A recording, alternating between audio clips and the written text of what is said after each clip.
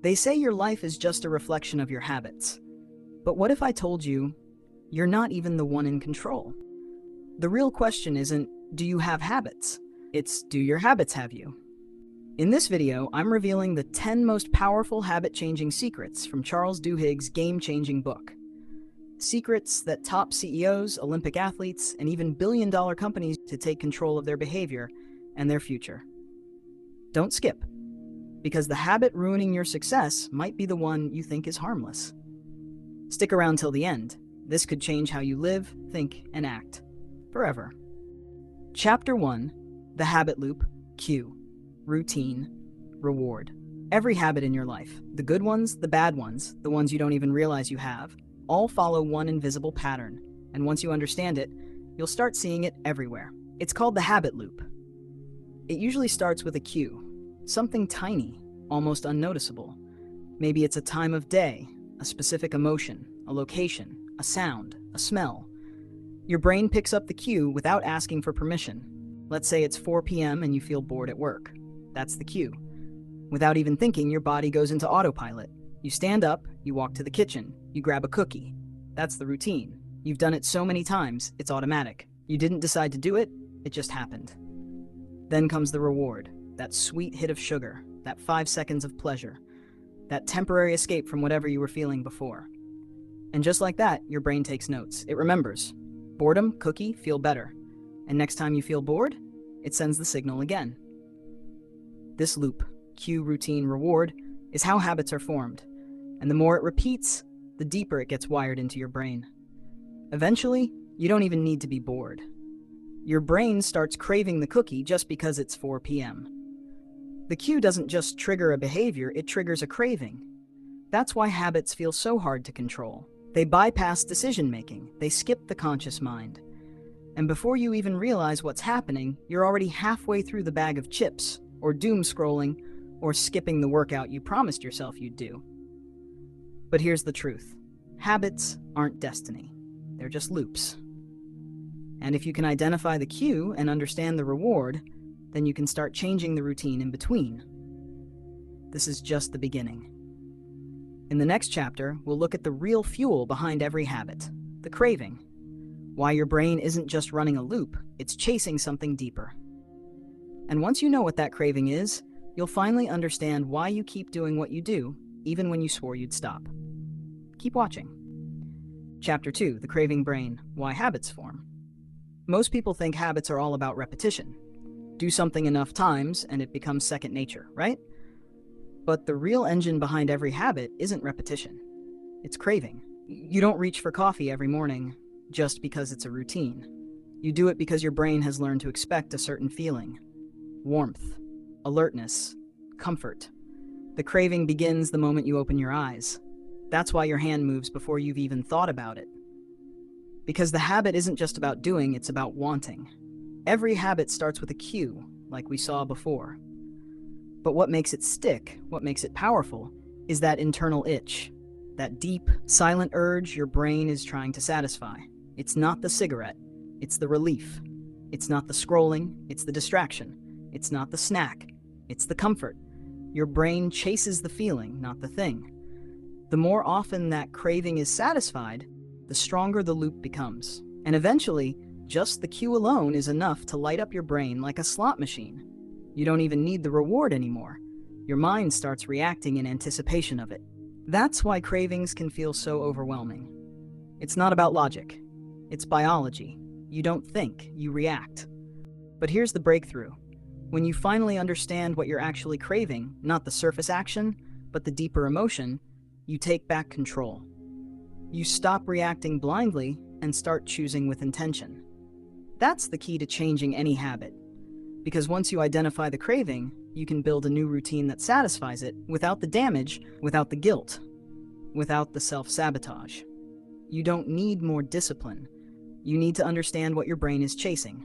And in the next chapter, we uncover exactly how to do that by following the golden rule of habit change, the method that transforms routines, rewires patterns, and makes change actually stick. Don't miss it. Chapter 3, Changing Habits, the Golden Rule. Breaking a habit isn't about fighting it. That's where most people go wrong. They try to stop smoking by using willpower. They try to stop binge eating by telling themselves, just one more won't hurt. They try to stop procrastinating by deleting social media apps. But a week later, they're back where they started. Not because they're weak, but because they misunderstood how habits work. Habits don't just disappear. They can't be erased. They live deep in your brain, wired like paths in a jungle. Once a trail is carved, your mind remembers how to follow it, even if you haven't walked it in years. So how do you change? The answer is simple, but powerful. You don't destroy the habit, you reshape it. This is the golden rule of habit change. Keep the same cue, keep the same reward, but change the routine. Let that sink in. Say you're used to snacking when you're stressed. The cue is stress. The reward is comfort. The problem is the routine, reaching for junk food. But what if you swap that with a walk, a quick journal entry, or even a few deep breaths that still bring comfort? Now your brain still gets the relief it craves, but without the crash after. Same cue, same reward, new routine. And when you repeat that new behavior enough times, the brain starts to rewire. It begins to favor the healthier path. Not because you forced it, but because it still gets what it was looking for all along. You don't break habits by brute force. You change them by being smarter than your cravings. This principle has helped alcoholics stay sober, athletes build consistency, and even companies reshape culture. It's not magic, it's neuroscience. But there's a catch. And this is where most people fail. You have to believe that change is possible. Without belief, the new routine never feels real. Without belief, the old path keeps calling you back. But with belief, reinforced by small wins and support, you can create permanent change. This chapter is your turning point. From now on, you're not a prisoner of your habits. You're the architect. You get to rewire the loop, one small shift at a time. And in the next part, we explore how one single habit, a keystone habit, can trigger a chain reaction that transforms your entire life, like the first domino that sets 100 more in motion. Ready for that? Let's dive in. Chapter 4. Keystone Habits. Small wins, big changes. It usually begins with something small, almost invisible. A choice so subtle, so ordinary that no one notices. Not your friends, not your family, not even you. Waking up 10 minutes earlier, drinking a glass of water first thing in the morning, making your bed. Writing down one goal. But that tiny change, it starts something. It's what scientists and leaders call a keystone habit.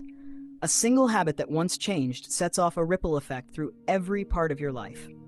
You think it's just a morning jog, but suddenly you start eating better. You sleep earlier.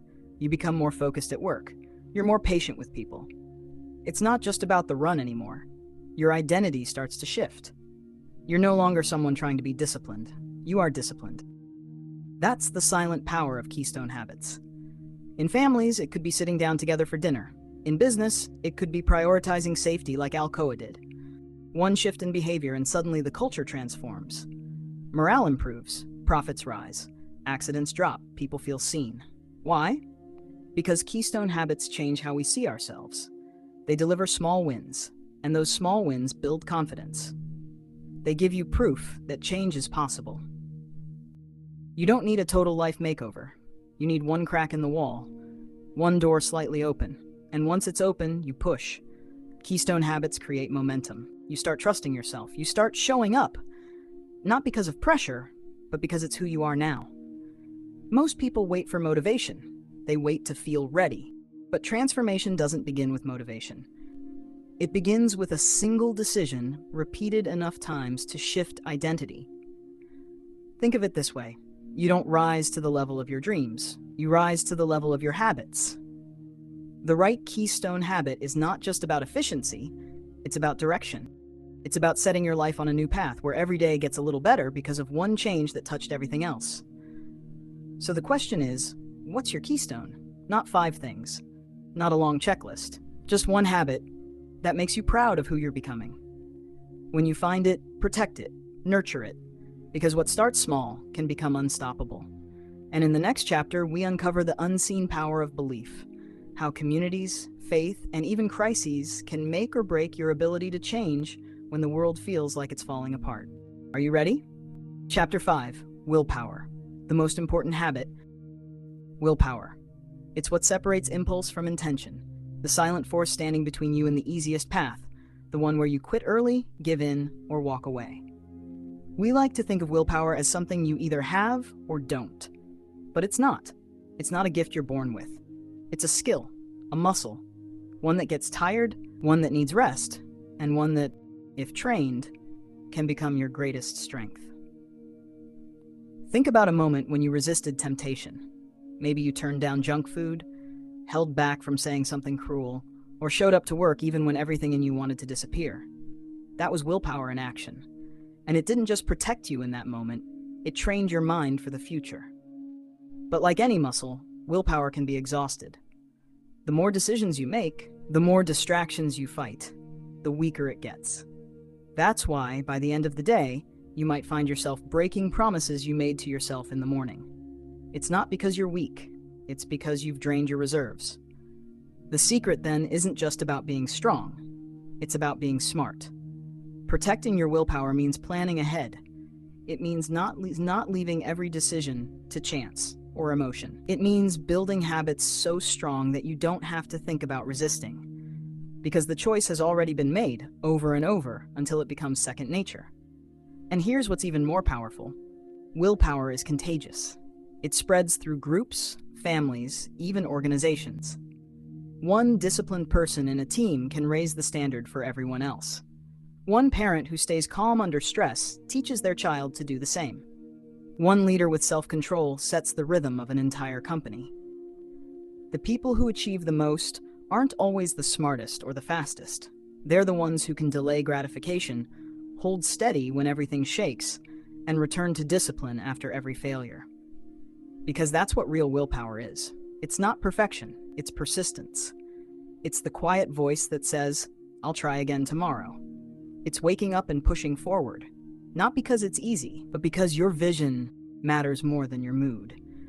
And when you learn to train this invisible muscle, to guard it, fuel it, and stretch it, you stop living at the mercy of your cravings. You start choosing your future. In the next chapter, we'll explore how habits don't just live in individuals. They're shaped by the people and spaces around us. Because sometimes the biggest reason we change is who we're surrounded by. Are you ready for what's next? Chapter 6, Habits in Organizations, the Power of Leadership. Every organization has a rhythm. Sometimes it's loud, buzzing with pressure, productivity, and intensity. Sometimes it's quiet, subtle, unspoken, invisible. But it's always there. And behind that rhythm, whether chaotic or focused, are habits. Not just individual ones, but collective ones. Patterns of action, unwritten rules, cultural reflexes. Inside every successful company lies a network of habits, deeply ingrained, repeated over time, and often invisible to the people doing them. But when those habits are shaped with intention, they become a force more powerful than policy or product. Take Alcoa, a struggling industrial giant on the brink. When Paul O'Neill took over as CEO, he didn't begin with profits or productivity. He didn't even talk about earnings. He focused on one thing: safety. He told his managers, "If you want to understand how Alcoa is doing, look at how many accidents happened today." It seems strange. Safety? In an economy driven by numbers? But behind the scenes, O'Neill understood something deeper. Safety was a keystone habit, a single change that could ripple across every level of the organization. To make Alcoa safer, departments had to communicate better. Processes had to be refined. Managers had to be more present. And when all those small improvements stacked up, profits soared. Quietly, steadily, inevitably. In the most unexpected way, by focusing on something moral, human, and urgent, Alcoa rewrote its culture. And it all started with one habit. Then there's Starbucks, the coffee empire that didn't just serve lattes, it served consistency, even in chaos. The secret? Training baristas in willpower. You see, Starbucks understood that many of its employees, especially those working long hours or dealing with difficult customers, often came from tough environments. So instead of just teaching them how to make coffee, the company taught them how to respond to stress, scripts, routines, plans. Employees practiced what to do when a customer screamed or when exhaustion crept in. Because if you can predict the cue, stress, conflict, tiredness, you can script the routine. You can replace panic with professionalism. Starbucks didn't leave its culture to chance. It designed its habits, baked them into training, and repeated them until they stuck. That's the power of leadership. Not just in setting direction, but in shaping behavior. Great leaders don't just tell people what to do. They build systems where the right actions happen naturally. Because when the habits inside a company are strong, clear, and values-driven, everything else becomes easier. Decisions are faster, trust grows, momentum builds. But when bad habits creep in, when silos form, blame spreads, or people operate in fear, the whole structure trembles. The truth is, organizations aren't run by rules or strategies. They're run by what people do when no one's watching. They're shaped by daily routines, casual conversations, quick choices, moments that seem small, but over time define everything. And when leaders recognize that, when they realize that changing culture doesn't take a revolution, but a shift in habit, they unlock real transformation, one behavior at a time. In the next chapter, we'll dive into the invisible battlefield of habit formation, crises, how moments of chaos become windows for massive change, and why the most permanent habits are often born in pain. Are you ready? Chapter 7, Crisis and Change, Turning Chaos into Transformation. Sometimes the biggest changes in life come not from careful planning, but from chaos. When things fall apart, when routines break down, when everything feels uncertain, that's when change sneaks in. Charles Duhigg reveals something powerful. Habits are most vulnerable during crises. Why? Because during turmoil, our brains look for something new to hold on to. Old systems no longer work, and the mind opens, often desperately, to different patterns. This is the golden window for transformation. Take Rhode Island Hospital, for example. For years, it struggled with dysfunction.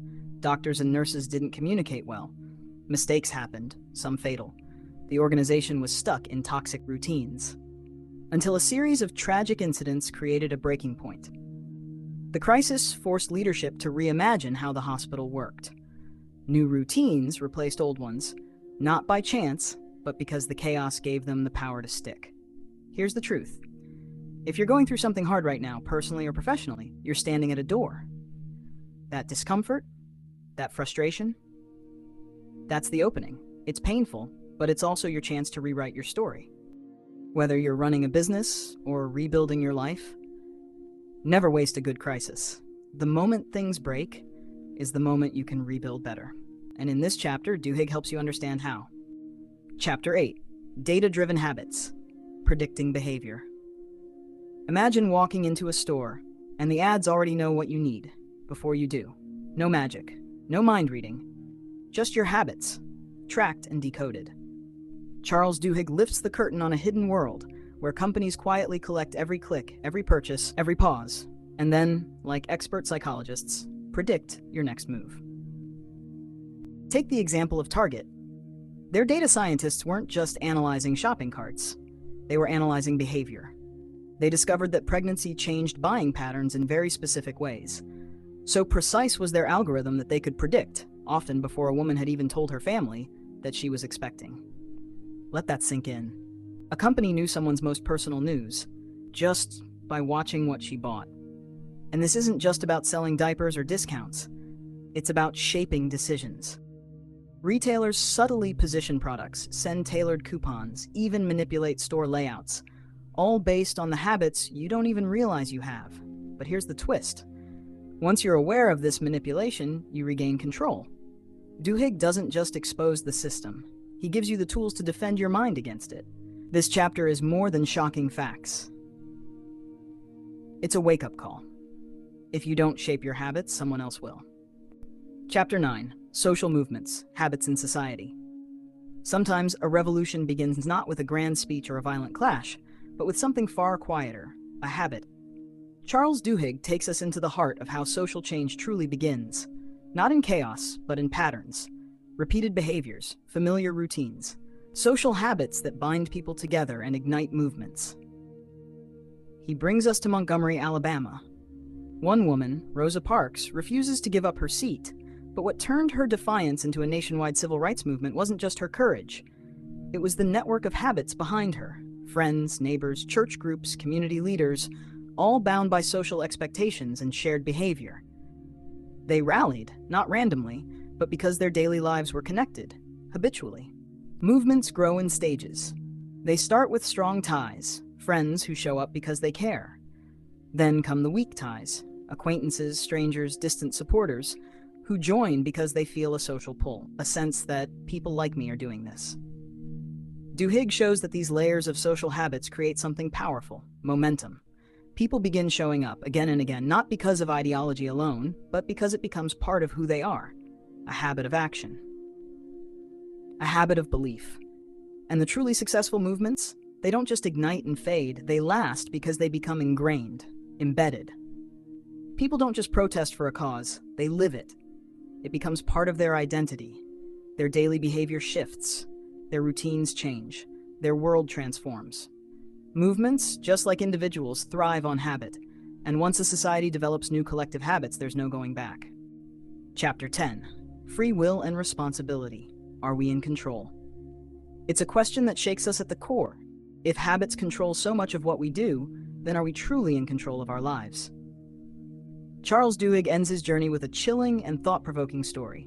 A man, seemingly ordinary, finds himself on trial for something unthinkable. His defense? He acted out of habit. A pattern so deeply ingrained in his brain, he claimed he wasn't aware.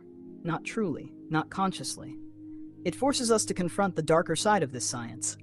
If habits shape us, who bears responsibility when those habits go wrong? But the truth Duhigg reveals is both sobering and empowering. Habits are not destiny. They are not chains that bind us forever. Yes, habits are powerful. Yes, they work in the shadows of our minds. But they can be changed. They can be reshaped. And that change, no matter how difficult, is a choice. A choice that begins with awareness, grows through effort, and lives through repetition. The brain may love shortcuts. It may default to routine, but we are not slaves to that machinery. We are more than that. We are the architects of our own identity. Every cue, every craving, every routine can be rewritten, and with that power comes a moral truth. We are responsible, not just for our actions, but for the systems we build, for the habits we allow to grow, individually and collectively. This is where the journey ends, not in science, but in something deeper. The realization that while our habits shape our future, it is our decisions that shape our habits. And in those decisions lies our true freedom. And so we arrive at the end of this journey, not just through research and stories, but through the layers of what it means to be human. We began by understanding how every habit begins with a cue, a routine, and a reward. We explored how cravings ignite those loops, how our brain chases satisfaction, often without our conscious permission. We saw how to change a habit, not by killing it, but by replacing its core, routine, while keeping the cue and reward intact. We discovered keystone habits, those rare, powerful behaviors that ripple into every part of our life. We learned about willpower, not as a trait, but as a skill, a muscle that can grow stronger or fade if we don't use it. We saw how companies, leaders, and even entire societies are shaped by the invisible architecture of habits. We walked through crisis and transformation, watched how chaos opens the door for change, and how leadership steps in to mold new directions. We witnessed how our data, our routines, even our shopping patterns can be predicted and shaped by those who understand how habits work. And we asked the biggest question of all: are we in control? The answer is not a simple yes or no. It's a powerful realization. Habits are not our fate. They're not fixed. They are tools, invisible, automatic, persistent tools that we can learn to master. Because at the heart of all this science is a truth that speaks to our soul. Change is possible. Always. No matter how deep the rut, no matter how long the pattern has lived inside you, it can be reshaped, rewired, rewritten. You are not your past. You are not just a bundle of routines. You are a work in progress. A story unfolding. And every habit you build is a sentence in that story. So the question is not whether you have habits. The question is, are they serving you? Are they moving you forward? Or holding you back? Because in the end, your habits shape your days shape your years, and your years shape your destiny. Choose wisely, change boldly, and never forget, you have the power.